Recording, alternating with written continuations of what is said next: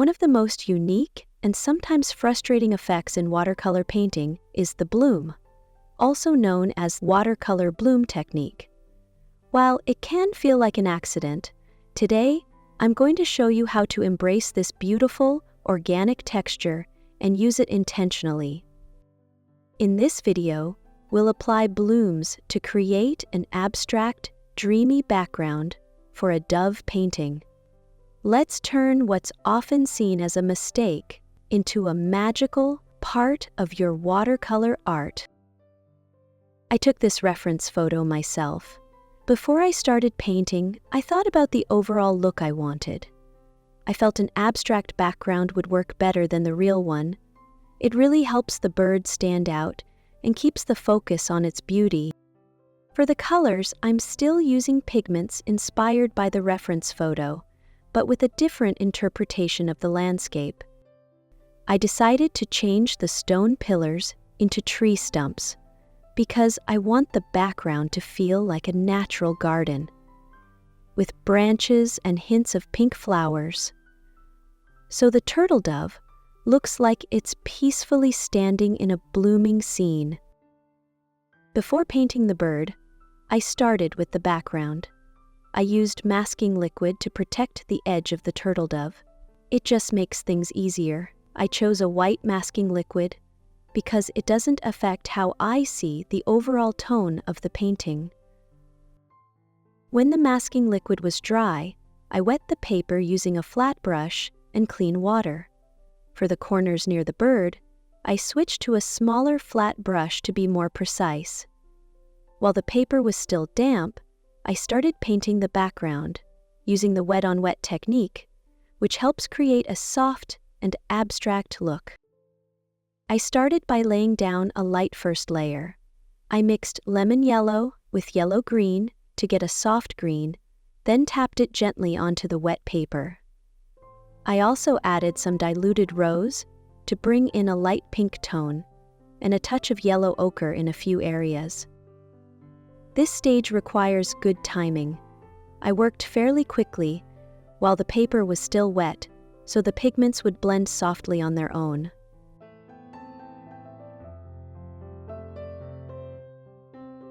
I added just a bit of yellow ochre and burnt sienna to bring in some warmth. These colors also tie in nicely with the turtledove's feathers, making the background and the bird feel more unified. Here, I mixed a deeper green using permanent green and just a little burnt umber. I'm using a natural bristle brush, which holds a lot of water and pigment. One thing to keep in mind here is that I made the color creamy without too much water. If the mixture is too watery on damp paper, it can cause blooms, and I didn't want that effect at this stage.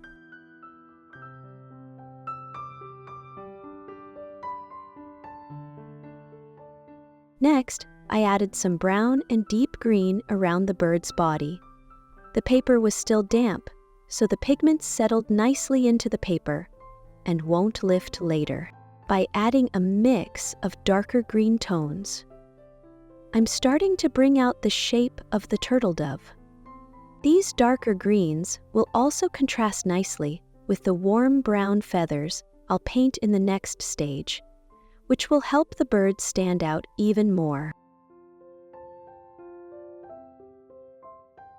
Since I don't want a fully filled-in background, I used a clean brush to gently move some color. Leaving a few white or lighter areas helps create a better sense of depth and perspective.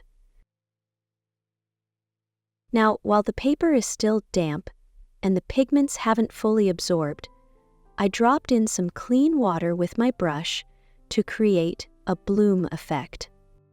This step needs the brush to hold enough water, and the paper surface should be half dry. So again, timing is really important.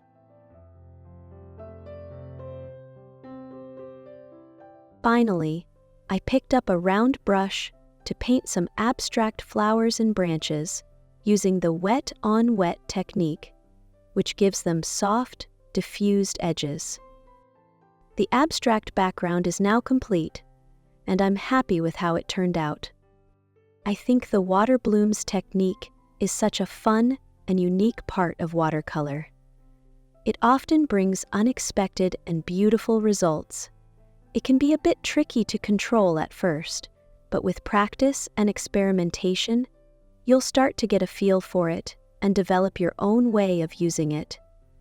Don't worry if it doesn't go perfectly at the beginning. That's part of the charm of watercolor. Every splash can lead to something special and creative. Have you tried using this technique in your own watercolor work? I'd love to hear how you've used it, or if you're planning to give it a try. Feel free to share your thoughts and experiences in the comments below.